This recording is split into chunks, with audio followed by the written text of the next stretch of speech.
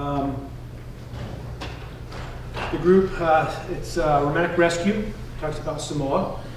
We have 3 guest lecturers today.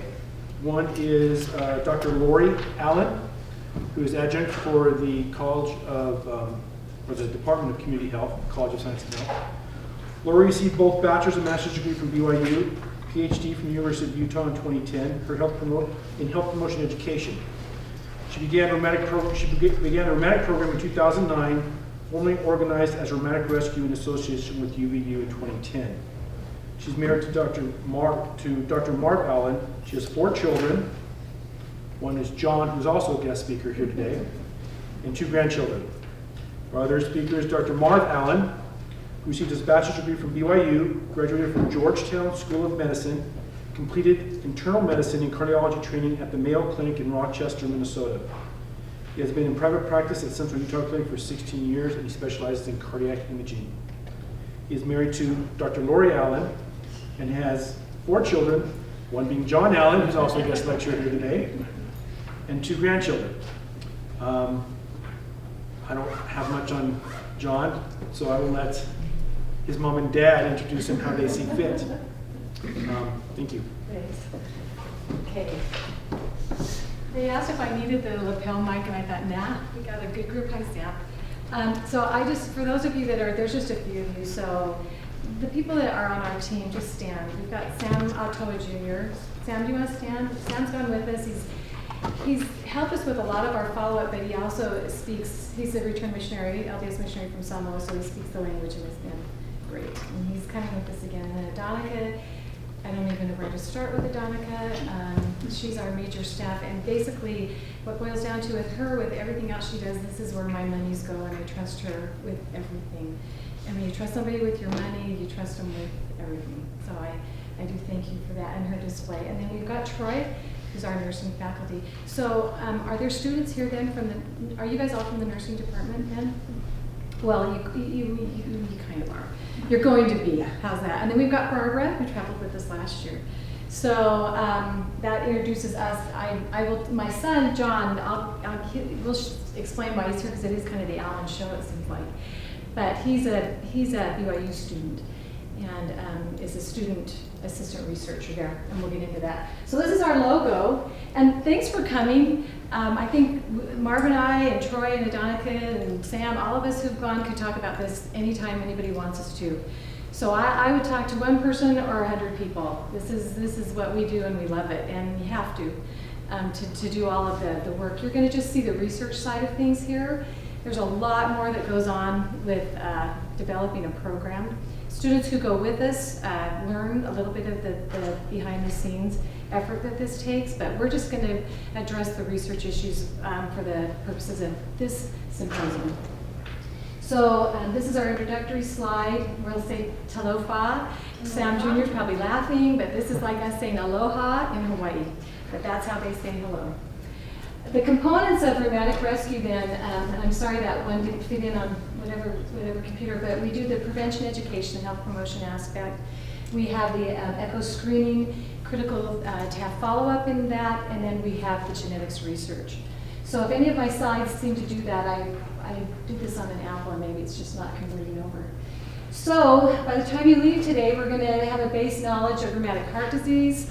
We'll show you what we did, how we developed Rheumatic Rescue, and then the different components, the health promotion, the screening, and the genetics side, the 5-year plan that we now have, and then we'll have it's a very well done concluding video that UVU students actually prepared. A lot of people, when I ask them about rheumatic heart disease, now nursing students I don't know, and I don't know the rest of you, but rheumatic is not necessarily an unfamiliar term, but anything else about it isn't common knowledge to a lot of people. So it is, so just to give you just that basic, so you know what we're talking about, what we're addressing, and we go over, and I don't know if some of you are applying to go this year, and I hope this is a really great plug to get you to go, because we have a good time, and you'll really get to know us very well. But it's a condition of a weakened heart valve, and then that makes it obvious that there's no visible signs. It requires then the best practice method is an echocardiogram. That's actually our V-scan, right? Is that the V-scan? And it's a portable echo machine, and they've kind of shown them on commercials and how you can take. That's been very helpful to us for our preliminary echo screening. And I've always kept pictures of these two boys. The one I apologize is a little dark. That was our first year when it was just the three of us that went. But this other boy, you can see him in his school uniform. And we found these boys just because we went over, and both of these boys are critically ill. And these were surgical referrals for us. Their heart valves were that far gone. Now this first boy here on your left, his mother didn't understand. She says, "No, he's okay, look at him." And so Marv had to kind of take her in a different room with a translator and explain to her the seriousness of his condition. And you can see it in that picture, because this is about a 10-year-old boy, and you can see what he's doing and what the children behind him were doing. And he was very comfortable sitting in that chair when all the other kids were off playing. So these are two of our finds. So when you look at this, you say, okay, most people think that they take their child in for strep throat to get penicillin to be a curative remedy for the strep throat. But the true hard science is it's going to avoid potential progression to rheumatic fever and then rheumatic heart disease. So if you can intercept a strep throat in the appropriate time with the antibiotics, then you can pretty much feel good that won't advance to rheumatic fever. If you don't, and it does advance to rheumatic fever, then repetitive contact with the strep virus, then you become at a greater risk to advance onto rheumatic heart disease, and that then is displayed with valvular dysfunction. So do we have any questions with that? That's a real quick course in rheumatic heart disease. Rheumatic fever, can you go over what that is? Okay, so rheumatic fever is where it does attack the heart. So the strep has reached, pathologically it has reached the heart, but there isn't enough valvular damage to say, okay, through an echo, the jet of the blood isn't to the point where we would say that valve is so far gone, we're going to label it heart disease. It's still in the rheumatic fever phase. And then the point that I can follow up on your question is that it can still be treated with antibiotics. Then we're not looking at surgical. And Mark's going to follow me. He's going to correct everything I do wrong, but I think I have a pretty good. Am I doing okay? That's pretty good. I did all right. Okay, so his will be more. But does that answer your question? Yes, thank you. Okay. Any questions there, please? Just to add, though, there are other symptoms, Oh, and yeah. rheumatic fever can affect other parts of the body other than the heart, the joints, the skin, those kind of things. So that's a good point. So that's where your fever we're focused on the comes. heart, but there are other symptoms too. So when you have rheumatic heart disease, you're past the fever stage. I think that's the point we're making there. So that's good. Okay. So that gives you a quick one on rheumatic heart disease. So what? But it is a worldwide problem, and it's not getting as much attention anymore. You can see by the research that's been done on it in the past and then more recent. And you've got to consider, well, we've got AIDS, we've got, we've got, serious issues like in the African continent. Please go ahead. One thing that's happening with insurance companies or in the United States is they don't want to have to pay for the strep test because their thinking is that the number of these cases that would turn into rheumatic fever and rheumatic heart disease is not high enough to justify all of these tests. So as you're going into this kind of a country where it's not a standard procedure, what kind of data is there, and you're looking at these articles in Samoa? I'm going to give you some. Of how many, you're going to I'm give going that. to. Okay, No, and that's a good that's the question. data that needs to come back Yeah, to you. but I appreciate your questions, because I'm going to give you some of that data, and then I'm going to give you some more information on how we're going to even answer it better. So I do appreciate your question. So as far as that goes, you can see that it doesn't get the attention, so it won't get the research. It doesn't, and unfortunately, maybe to go on his question, where there are more cases, you don't have the researchers there. You have to have people like Rheumatic Rescue who are willing to invest and continually go back. So that's another issue. But it's still around. You've over 15 million people have it. This is the big one you want to look at, is the mortality rate, and these are conservative estimates. The more I've become involved with researching, especially in a developing country, the more I realize the ability to do really accurate surveillance and understand disease prevalence and incident rates, it's difficult. It's difficult, but these are the ones we get from the World Health Organization. So this might answer your question a little bit. This is as close as I can come. And this is the most recent, although it was published in 2001. But this is done by the World Health Organization. And if you look, per population per 1,000 people, you can see how Samoa ranks a lot higher than any other country. And what you want to look at, looking at that, you want to look at the ones within its category, within your Western Pacific Island regions. And when you're looking at the different rates, you can go to, and it's the Maoris, you can go to the Maoris in Australia, they don't even reach 10. And these were the numbers here. So you're looking at Samoa. Now you can say why, and that's what we want to find out, but we need to treat it and we need to understand why. So does that help you a little bit to substantiate the reason why we're going over there? As far as in Samoa in particular then, and this was their most recent data that I feel that I can report on, about 80% of their hospital admissions were due to acute rheumatic fever or rheumatic heart disease. Now anybody who does science, that's a high percentage. And 72% of those are our target population. So the ages that you're worried about the strep virus advancing, where your immune system just isn't developed enough, are between the ages of 5 and 15. That's well documented in the literature. If they do, in Samoa, if they do present and they are to the point of a surgical intervention, they have to go overseas. Now they have socialized medicine to a certain extent there, so the government will pay for that. And so for each child, the government, the last time we checked, that was in about 2009, it's about $29,000, a little over $29,000 to send a child over there. And then you also have to consider that that's what the government pays, but the family has to pay their transportation costs, the guardian that goes with the child, room and board, they miss work, all sorts of things are wrapped up into that number. So this is a big concern for the people of Samoa. It always sounds bad. It's an interesting thing for a researcher because if we just help one child, we've helped their budget. So anyway, so rheumatic rescue, we want to reduce this situation. And we're going to do that through preventative health promotion, through the echocardiographic screening, through genetics research, and this again addresses your question. We want to see why there is such a high rate in Samoa. And then we want to develop a self-sustaining program so that if we're not there, they can continue doing this. For us, this just kind of lets you know how we got there. This was my doctoral research, and oh, hi, Kristen. She's a former student too. Oh, she's still on our staff. I did my doctoral research there, and that's kind of, our son is representing his mentor at BYU, but it was the three of us originated this in 2009 for my research and spent 3 weeks over there.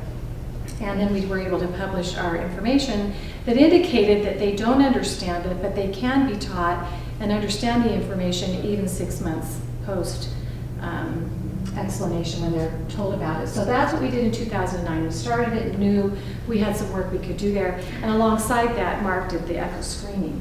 In 2010, then Troy came along and we scouted it to prep it for students. Sam's very familiar there, it's very comfortable, but to these students, we need to make sure we had things that it was something that would open up to a good experience for students at UVU. So we went over and did that year. 2011 was our first team, which was Adonica. That could be a whole nother lecture, how we developed things that we did then. These were the things we did in 2011, 2012. We pretty much repeated our program last year then. And please notice that we do follow up on the children we can locate in the time that we're given, that we might have identified the previous years to see what's happening with them, and we'll get into that with our mobile app later. And then last year in 2013, we were just beyond excited to have Dr. Keone Coway join us, and he's a genetics professor quite well established in his field at BYU. So I'm going to keep going rapid fire so we can have a Q&A. So I'm going to handle the part one, that's my background, is in the health promotion area. This is the fun part now. We kind of got through the information, and this is what we do now, and the findings that we've had. So the thing with health promotion, this is more qualitative information than quantitative, not so empirical. So we've got to have a way to measure it. And we've got to have valid and reliable tools to use that on so we can see if it matters. And that was my initial reason to do it, but then it also is a very beneficial, sustaining element that a program can continue through the years and it wasn't just fun. but that it had a reason behind it. So we thought we need them, what our issue was is we need them to seek appropriate medical treatments. And in the upper right-hand corner, they don't have it anymore, son, but it was on the Inner Island Road, but this was a sign for Fofo Samoa. And they were in every other Tuesday. And that's their village healer. Now, I'm not putting that up there in a derogatory manner, because anytime we approach anything with this, we have to respect their village healers. They have some very, necessary things to add to their community. So we don't want anything negative there. But in this particular case, with rheumatic, with the strep virus, they need the antibiotic. So we needed to change that thought pattern that they needed to go and seek appropriate medical treatments. So we have our educational component and then our medical follow-up. So the health behavior models that we use now that have been proven, and I've got literature that back up the way we've developed it. One of them is the ecological model, where we're going to look at the different levels that are affected by our particular health situation. So our intrapersonal are our little children that are 5 to 15 years. Interpersonal, their family and friends, then you get to their community and their society. And there's a way to go about developing a program so you can measure it, and so that others can use it, and that we can use it in other countries. So at first we used the ecological model, and then we used the social change model because it was more specific to the people of Samoa. That's just for you to know we used theoretical models to base our program off of. Primary prevention usually meant that they would, if they had a strep throat, we would get them in for the penicillin. Well, we're arguing now that a pre-step to that for primary prevention in a country like Samoa is to get them to go in at all. Because how common is a sore throat? Very common. And so we're going to back up primary prevention into saying, okay, you just need to go see a medical practitioner in your country when you have a sore throat. And we didn't differentiate between if you've got the runny nose, we don't want them self-diagnosing if it's strep or just a regular, we just want them to go in. So to do that, we targeted to do the children, the UVU students do an unbelievable job. The energy they have at the end of a long day after they've done it too many times that I can count. It's very, very hot, but every time they get a new room full of children, they teach them these things, and they do it all in the Samoan language. They leave them a coloring book, and on the back of that is an information page with for the parents who use songs. Then we have, this is Dr. Farah, whom I just can't say enough about, and Dr. Fiona. They educate all the parents that are there. We spread it out to the level of their parents. This is a video of Farah. It's not very long, and I look pretty goofy. But the thing I want you to notice here is look at the parents. Initially, when we went, it's like, okay, if you listen to me, your child can get screened. And they're like, okay, I will listen to you so my child can see a doctor from the United States. But within seconds, you've got their attention because they had no idea. It's such a common symptom that their children have can reach this level, especially in their country. So it's been really great, and she does it all. And there's a reason, I'm going to be honest with you, it's not because I can't speak the language. It's because who do I want them to trust and go to? And so they need to trust Farah. These are our students then doing the puppet show, and I don't think it won't cross over from my other computer, but this video showed the children. And what I think is neat is the teacher. This last year, there's Sam, we did the follow-up just to talk to these kids and say, okay, this is what we're teaching you. What do you remember? And by and large, they remember the puppet show, and they remember that they did take that information, and this is self-reporting, I understand that. But it's still worthwhile information for us to see if we're being effective or not. They did give their information to their parents, and I believe that somewhat, because they don't go home with a coloring book from a group from the United States every day. So this is a big deal. Plus, we see them. Those of us who have gone, they run right out and give it to their parents, and we see them reading it. I've got pictures of it. But anyway, we're being successful that way. This year, we're going to, people that went with us last year noticed, okay, the song that we're doing, we're creating this brain worm where they can't forget it, and they go home and they're humming it. They're singing it on the road on the way home. We hear it the next day. But we needed to simplify that and use a more common jingle, so we've done that. Okay, I'm going to go ahead and let Marv do the echo screening part, and then we'll go from there. Anytime during the presentation, just let me know. I'm just going to kind of briefly talk about the echo screening. So, as Lori was saying, if you look at rheumatic heart disease, what we're really talking about are in children, it's a different disease than it is in adults. But either way, what happens in children is the valve tends to leak, and when you become an adult, if you haven't fixed the problem by then the valve tends to be narrowed. So initially, in the United States, this was very prominent in the 50s, and they realized that strep was the cause for it, and so they started giving penicillin, which will, even to this day, still kill the strep virus. And so in the United States, it really has not been a big issue because we've treated it very effectively. But we also think that there may be some genetics, some environmental things that make Samoa and other places of the world have a higher prevalence than what we have here in the States. But when you try and go back through the literature and look at how do you diagnose this heart problem, for years and years and years, all we had was a stethoscope. And if you listened to the child and you heard that they had a murmur, they would assume that it was due to the rheumatic fever, and you would say that's what it is. In the late 70s, early 80s, we developed ultrasound. So similar to the same ultrasound that you use when your mother or you're pregnant and you're looking at the baby, it's the same ultrasound except we apply that to the heart. And with that, we're able to look at the motion of the heart, we're able to look at the anatomy of the heart, and we're able to see, is it narrowed, is it leaking, and a lot of the things that come from rheumatic fever. And so early on, let me just go back here real quick. Early on, we started using just some very basic algorithms to try and decide who has had rheumatic fever, rheumatic heart disease, and who doesn't. And at first, and Lori was kind of showing you some of that data where there was these large numbers. But when you really look at it, what they were just looking at is looking at a child and say, do they have any leakage of the valve, yes or no? And if they did have valve leakage, they said it was probably due to rheumatic heart disease. If they didn't, then they assumed that they didn't. Subsequently, we've learned that in normal populations, it's not common, but it's not uncommon for children of the age that we're looking at, that 5 to 15-year-old age group, to have some leakage of the valves. So one of the big challenges has become in the last 10 years is trying to figure out who really has rheumatic heart disease and who doesn't.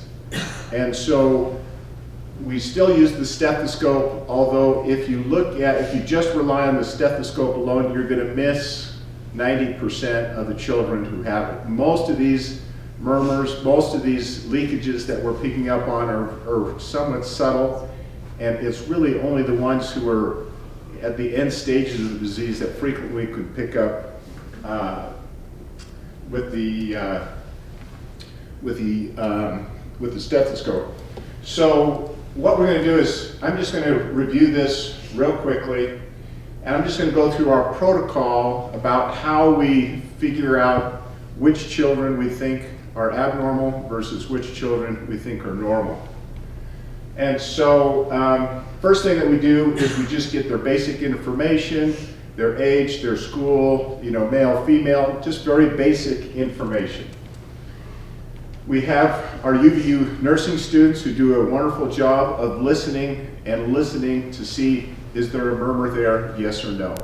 And that helps us to understand, as I said before, that while we can hear murmurs on occasion, it's very, very rare, and we're picking up a lot more kids who actually have the disease than we can hear with the stethoscope. Next is we use a little ultrasound machine, and we do, every child who comes through, we'll just do a 30-second really quick look at their valves and see, is it leaking, yes or no? If it's leaking to any significant degree at all, then we keep those children and we do more testing. If they don't have any, then we just send them off and we don't do any more testing of those children.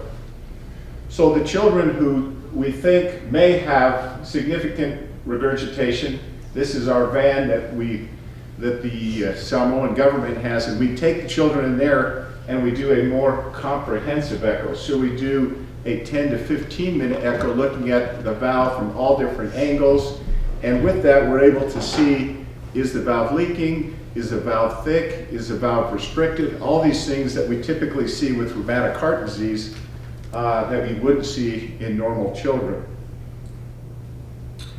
Following that, we have our nursing students again collecting data, collecting more data, documenting who we are, taking pictures, and Troy has kind of helped us set up so we have a mobile app that is able to keep track of a lot of these children. And then the children who we feel have significant early findings of rheumatic heart disease, we'll pass those on to the nurses in Samoa, and they should be set up to get regular penicillin shots. We also have done some follow-up so that children that we identified from previous years, we go back and we try and see, are they progressing, are they staying the same? And then finally, once we've collected all the data, the previous data, the new data, then we have echocardiographers. This is actually, just to keep it in the family again, this is my father who's a retired cardiologist. Between Helia and myself, we look at all the studies and we analyze them. And previously, even in 2001, the World Health Organization came out with some criteria to identify who is normal versus who is not. And it was really very preliminary, not based on much science. And then in 2012, the World Heart Federation, a separate organization, came up with some new criteria. So last year in 2013, we were able to prospectively apply the criteria that they use, which is much more scientifically rigorous than what we've done with the World Health Organization. And that's where we're at right now, is we've looked at all these studies, and now we're saying who has definite rheumatic heart disease, who has possible or borderline, and who has normal amount of leakage. And it's really interesting in that worldwide, as Lori showed earlier, the amount of research has really diminished from the early 50s and 60s when it was here in the United States. Because if you think about it, in a third world country, there's no funding, there's no training, there's no equipment, there's nothing to do the research that needs to be done in order to make big differences in the lives of these people. So we've been able to go out and prospectively look at that. And from last year, we screened just under 4,000 children. We were there for 2 weeks. As you can see, this is a very rapid, efficient way to look at children. Of that, we found 48 who were definite. And of those, probably about 7 or 8 of those were severe enough that we thought that they should go directly to surgical consultation, because if they didn't, their chances for dying or having long-term morbidity would be extremely high. We found about 21, or 5 out of 1,000, who were kind of borderline between, and the rest of them we thought physiologic, meaning those are just probably normal people. Kind of a side note is we found 8 who had congenital heart disease. That was really that's not the purpose of why we were there, was to pick up on congenital heart disease, but either when the nursing students picked up a murmur or we were able to pick up something on the ultrasound, we found children who, again, several of these needed to go to surgical repair. They'd been totally undiagnosed, unknown before that time period. So this is really the first. It's not been published. We've just presented it and we're working on publishing. It's never been published that I've seen so far of anybody who's prospectively used this World Heart Federation data. And we collected some other bits of data, and what we're doing now is looking at it and saying, are these the right criteria that we should be using? And almost more importantly is, can I go and teach this to a Samoan physician or a Tongan physician or an African physician?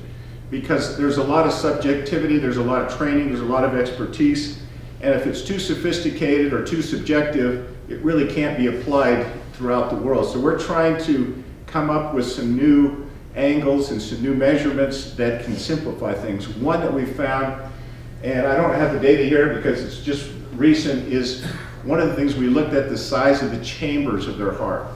If their heart sizes were chambers, or if their chambers were enlarged, either the left atrium, which is the upper chamber, or the left ventricle, which is the lower chamber, almost all of those had definite rheumatic heart disease. And it's a very easy, it's a very simple way. So we were thinking that maybe a significant contribution to the current literature is if you add the size of the chambers, we can help identify who definitely has rheumatic heart disease versus who doesn't. So with that, are there any questions on the ultrasound screening part of the program? Great. So I'm going to turn it over to our son John, and he's working with Dr. Keone looking at the genetic side, so I'll turn it over to him now.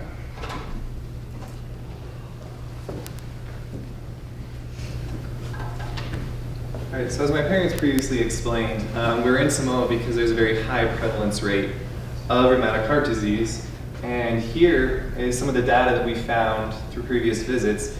And there are certain schools where we can see that, well, not only within Samoa and itself has a very high prevalence rate of rheumatic heart disease, but certain villages, here represented by the schools, also have especially high rates. And so because the populace of the school, the children that go there are most likely siblings or other form of relative, this led to the hypothesis that there was a genetic basis for that excess amount of rheumatic heart disease in Samoa. My parents took a little bit of my time, so I'll just run through this slide really quick. No, That's fine. This is just some of the literature that backs the claim that there is a possible genetic link to rheumatic heart disease. So if you're interested in that, I can talk to you more about that afterwards. But these are the three aims that we as the genetics team have focused on with our research. So the first is just collection of the DNA, and this is done through and then the aim two is the extraction of the DNA, and we get the DNA through spit. And basically what the kids do is once we have screened them and we've seen that they are tested positive for rheumatic heart disease, is they spit into this tube. It's about this tall, it's just a little plastic tube, and then we fill it up with a preservative serum that preserves the spit until we can get it back here and we can extract it and get it analyzed. But yeah, so the first one is we collect the DNA and then we extract it, and the third is that we use different methods to analyze this DNA, and from there we can find the variants that potentially cause the increased risk of rheumatic heart disease in the children. So here, in the first aim, is once we have found a positive case for rheumatic heart disease, we'll talk to them. And then we will screen any available relatives that we can, obtain a permission from the parents and the children to include them in the study, and we'll collect their saliva, and then we will just construct a pedigree of the children and their relatives, just so we can kind of keep track of the relationships between each of the participants.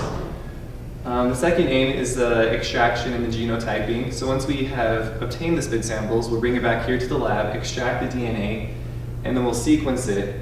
And initially we sequence the genome, which is essentially the entire genetic data and that the person contains, and from there we can sequence specific exomes, which is just merely a part of that, where we can try and find these variants that are responsible for rheumatic heart disease. So this past year in 2013, through our screening, we found participant number 3 of the program, and that is represented here. And when we talked to her, she told us that she had a brother who was represented by participant number 4 over there on your far right.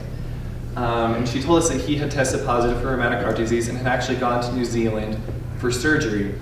So she led us to her family, and upon talking to her mom, she told us that there had been other cases of rheumatic heart disease in her family, and that she believed it was her side of the family that was causing this sickness in her family.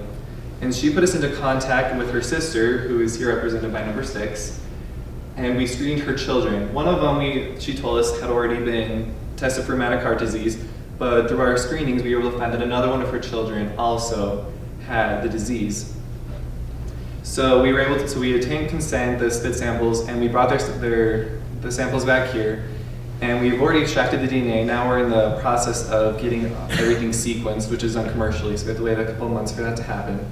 But once we get the data back, we will we'll analyze it. And so I'm going to explain it kind of simplistically what we do to find the genetic variant.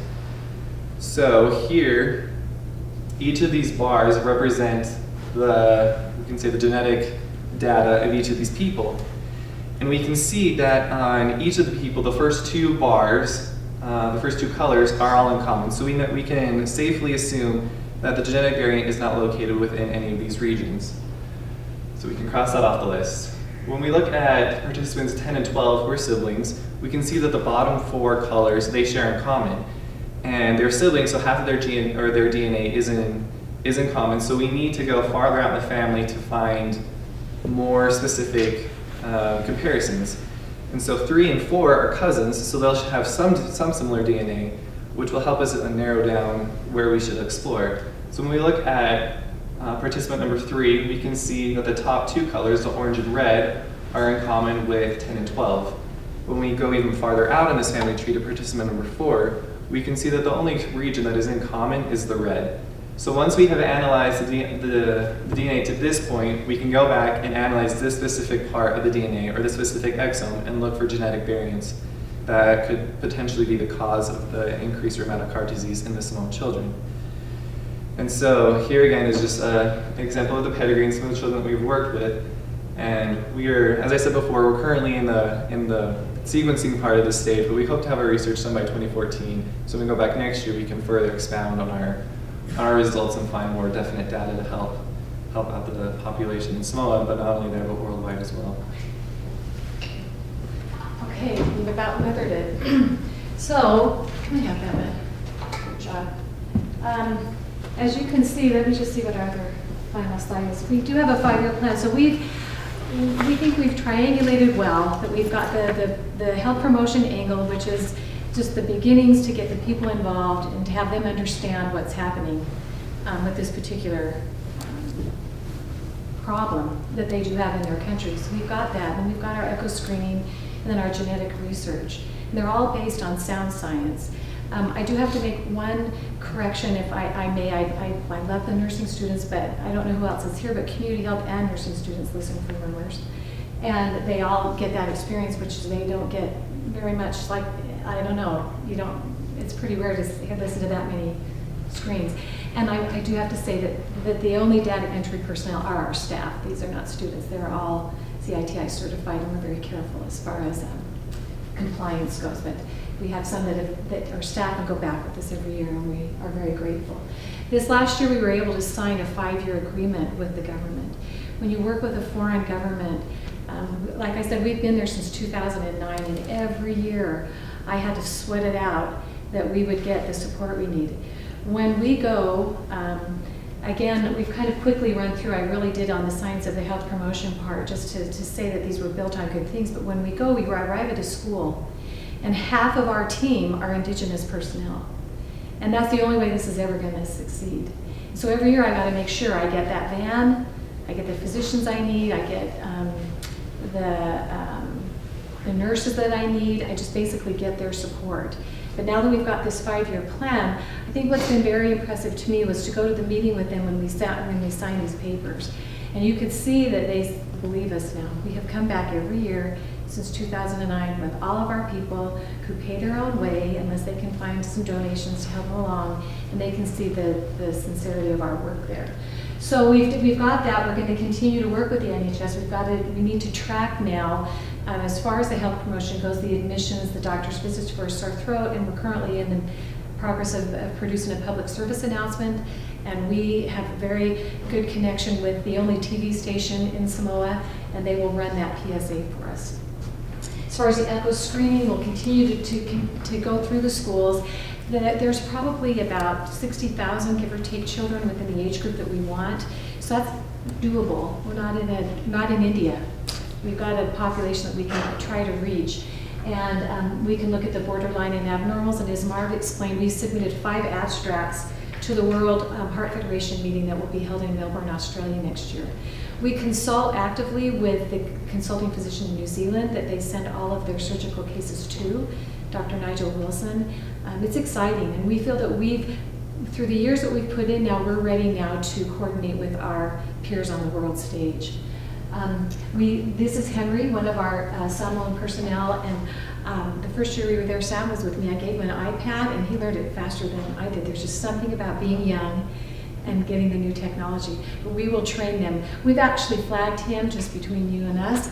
This would be somebody we'd love to bring back and train in the basic echo screening procedures. And if we can get them a machine, this can be ongoing for them even when we're not there. So that's just the first step, and there's more people that can be involved in that. The genetic link, the potential of that, and I put the ultimate potential is prevention. If we can identify a child with that genetic marker, we do have an option to do some serious preventative work. And it allows us then to take these things, as you can see, all the things that we're working on, we've got to get them right so that we can do them in other countries. But we'll stay in Samoa until we get it right. I had a concluding slide, but I'm going to conclude with the video. UVU has been good enough to send photographers and videographers with us. Last year we had both, and this is the one they showed no, this is actually, you saw at the party. We have a party when we come back every year, but I'm going to let that conclude it. It very much describes it. I do want to excuse Dr. Coway. He flew out of town just this morning. He travels quite a bit to research meetings. But it gave John a good opportunity, which I think is nice because he's we're the original team in 2009, so it's good for him to see it grow. But we'll conclude with this slide, and that'll take us just a little bit past 10 till, so if you need to leave or not, then we do understand. Now, she showed me how to do this. Will that just take my PowerPoint off if I press those two buttons? Yes, you should. Okay, so I'm going to press play.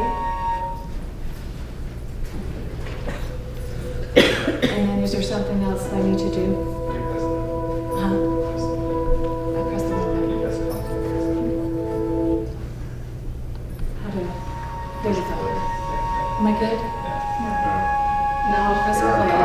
Well, how does it get? She said I just have to press play. I can't see the oh, this one? Okay.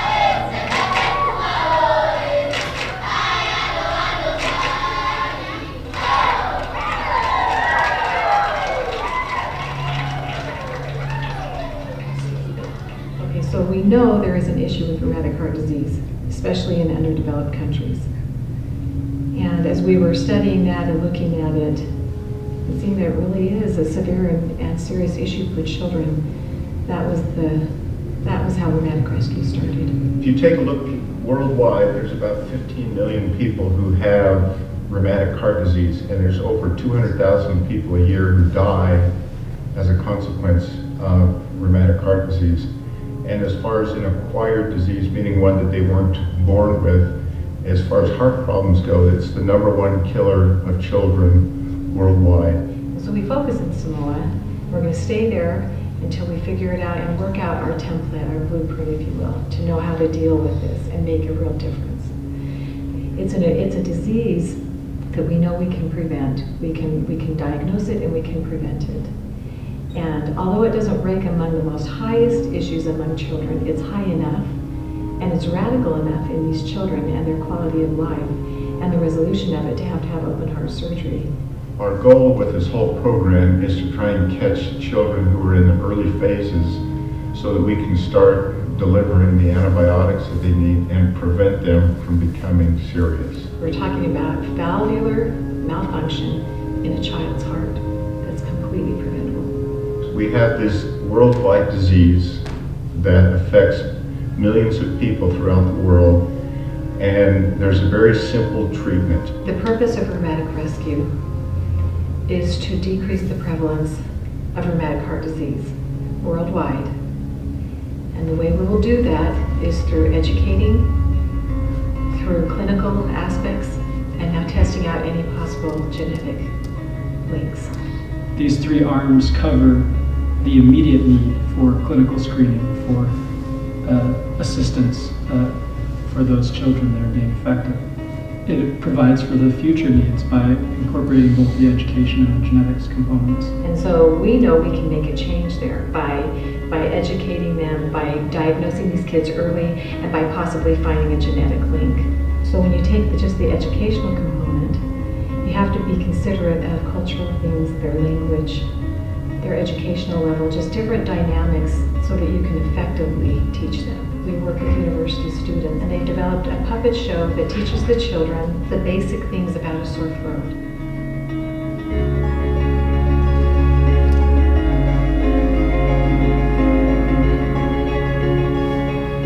And then the songs that we sing are meant to create a repetitive song that you can't get out of your head that deal with the symptoms and the way you would treat, so that we could just get them into the proper health professionals.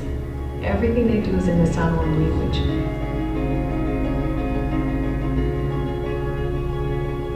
And then we've got to go to their caregivers, their primary caregivers, their parents or their school teachers. When you look at rheumatic heart disease, it's a familiar term to people, but they don't understand it. And it's not unique to Samoa, but in a lot of countries they don't know that it starts with a strep throat. We work with the National Health Services personnel, and they're usually the front line dealing with the parents, so they can speak to them in their language, answer any questions, schedule follow-up appointments. That's absolutely critical that they deal with theirs on both sides, so that the health professionals there feel like they're in charge of this, they're handling it, and that the parents then gain that trust in them and not the rheumatic rescue team. We're getting all the different levels that can actually affect this long term. After the kids have the students teach them and do the puppet show and sing, then they come over to us and we do the clinical teaching and examination. We have students who have stethoscopes and they listen to the children and see if they have murmurs. After we make that notation, then they are moved on to the next station, and we have ultrasound technicians who do echocardiography. And that is the best way to screen kids for rheumatic heart disease. And so they'll do a very brief examination and just kind of make a determination, are they normal or not? If they're normal, then they send them on, they go back to class, and we don't really do much with them then. If they're abnormal, then they need more attention, and so we have a second sonographer who does the ultrasound pictures, and they will do a more comprehensive echocardiogram. As part of that, we'll measure their height and their weight and get some more information from them, and then we do this more comprehensive echo. One of the most important things that we're doing is taking the time to train the Samoan personnel to take over and perform the things that we are doing, so that after we are gone, they are able to continue on with the screening, with the education, so that this becomes an ongoing, perpetual benefit to the children of Samoa. So if a child does have rheumatic heart disease, then you have to make a determination. One, is this a serious case? Or two, is this one that we're catching in the early phases? To the children who have the severe cases, they're already in desperate need, and so those are generally sent to the surgeons in New Zealand, and they get surgical repair of the damaged valves. Here we can take a very serious problem, do a very simple intervention, and mean a whole difference between a child's life. The third component of the Rheumatic Rescue Program is a genetic research component. So Rheumatic Rescue has been working in Samoa for several years, and over the course of those years, the statistics that they've been keeping have demonstrated that certain schools in certain regions of the islands are more severely affected by rheumatic heart disease than others. We thought that it's possible that those villages and those regions had genetic susceptibility to disease. And as we examined the existing scientific literature, we found further evidence that there's a heritable component to whether someone's strep infection when it goes untreated, turns into rheumatic heart disease.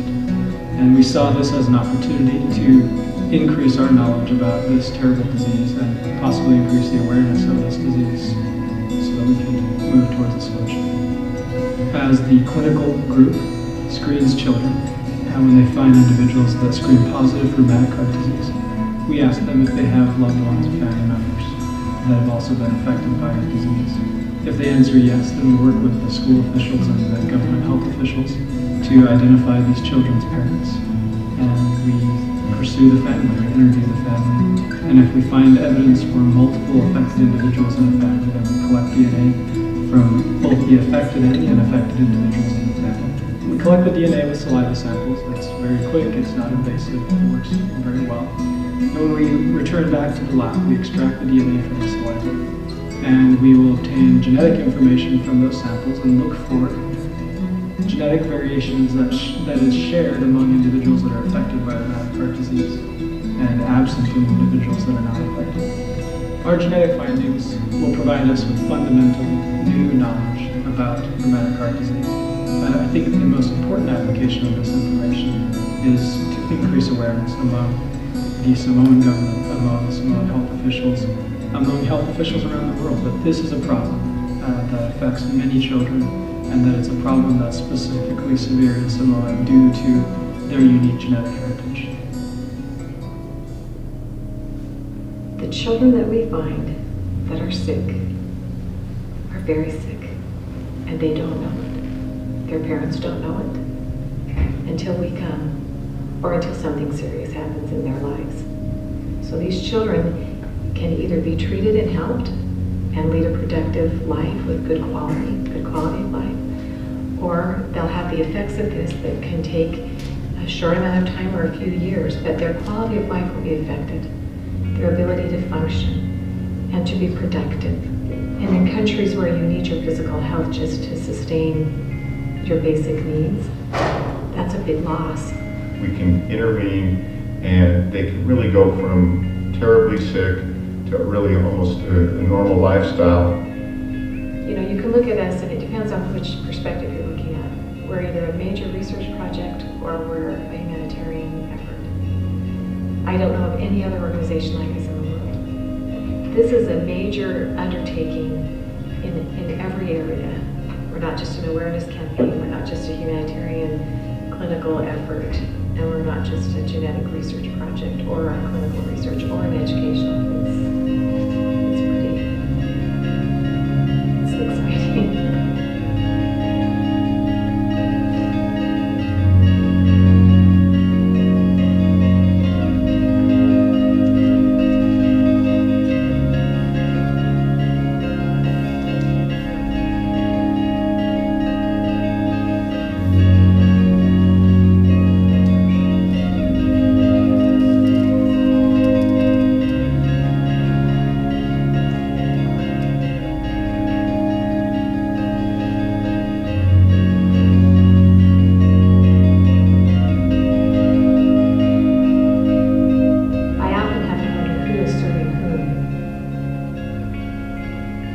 That's when you know it's effective and it's working, is when you can't tell who's benefiting the most from it.